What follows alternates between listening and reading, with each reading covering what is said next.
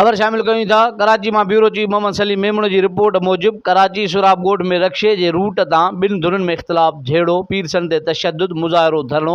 रक्शा ड्राइवरन जान मोहम्मद डाहरी, फरमान बुलेदी, सज्जाद राजपर, हयातुल्ला अबड़ो, मंगल जानी ऐं ॿियनि जी अॻुवाणी में रक्शा रोड ते बीहारे एहतजाज कयो वियो।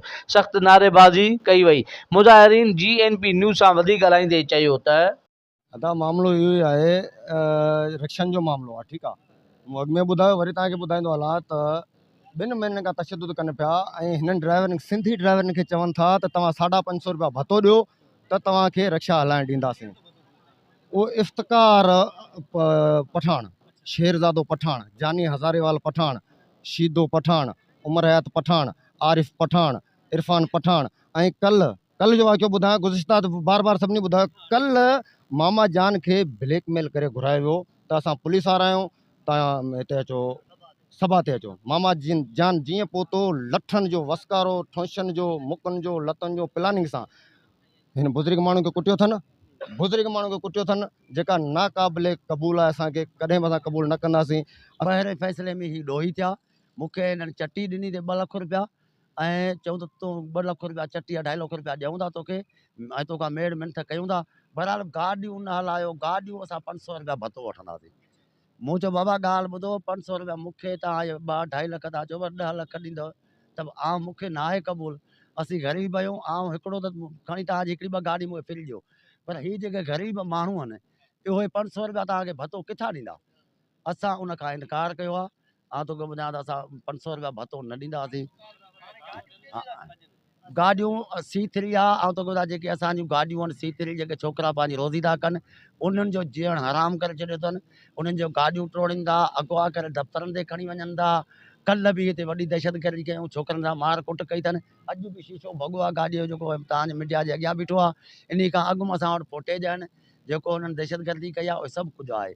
असांखे तहफ़ुज़ ॾिनो वञे। सिंध इन जे करे नथो थिए, जेके तुंहिंजा चूंडियल नुमाइंदा आहिनि सभु उन्हनि जी ॻाल्हि था रखनि, हर शइ उन्हनि जी ॻाल्हि था ॿुधनि। असांखे चवंदा जेका शइ आहे तव्हां पहिरियों लिखी ॾियो त पोइ फ़ैसिलो कयूं। इहो ॿुधायो कॾहिं थियो आहे पहिरियों लिखी ॾियो पोइ फ़ैसिलो कयूं? चूंडियल नुमाइंदा सभु उन्हनि जी सार संभार था कनि।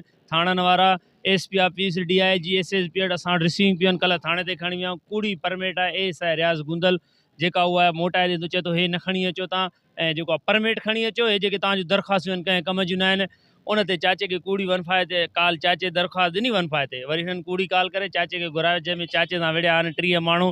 तंहिंमें हिकिड़ो आहे हज़रत अली, मोहम्मद वली आहे, शेरज़ादो आहे, हयात आहे ऐं मोटो ताज मोहम्मद ताज आहे, वसीम आहे ऐं आमिर बाजकाणी आहे। तक़रीबन 35-30 माण्हू ॿिया आहिनि। ऐं शेर आहे, शेरज़ादो आहे, पिस्टलनि सां, लठियुनि सां, जंहिंजो वीडियो असां वटि बि मौजूदु आहे। ऐं होटल आहे पठाणनि जो, उन वटि बि वीडियो मौजूदु आहे। इन में पुलिस मुकमल उन्हनि जी सपोर्ट थी हले। असांजी मालिकी नथी करे। पुलिस वारा चवंदा तव्हां पंहिंजो मथो फाड़े अचो, उहो असांखे लखें रुपया था ॾियनि। तव्हां मथो फाड़े अचो, ॼंग भञी अचो त असां FIR कयूं। ऐं असांजो हिकिड़ो ड्राइवर आहे, उनखे अॻुवा करे खणी बि विया हेॾा। हे ड्राइवर आहे, गाॾी समेत हिनखे खणी विया इफ़्तिकार जे दफ़्तर ते, ऐं उते इफ़्तिकार वारनि हिनखे विडिया ॾेखारिया, जो छोकिरो उमर फारूक खे उघाड़ो कयो हुओ, उहो वीडियो ॾेखारियऊं त हिन सां असां हे अशर कयो आहे, जेते तव्हां गाॾी हलायो था असांखे भतो न ॾींदव त सुभाणे तव्हां सां बि अशर इहो ई थींदो। उन खां बावजूदि न असांजी का पुलिस थी ॿुधे, न छा। हो पैसो था हलाइनि, विढ़नि था, दहशतगर्द आहिनि, गुंडा आहिनि, हो विढ़नि।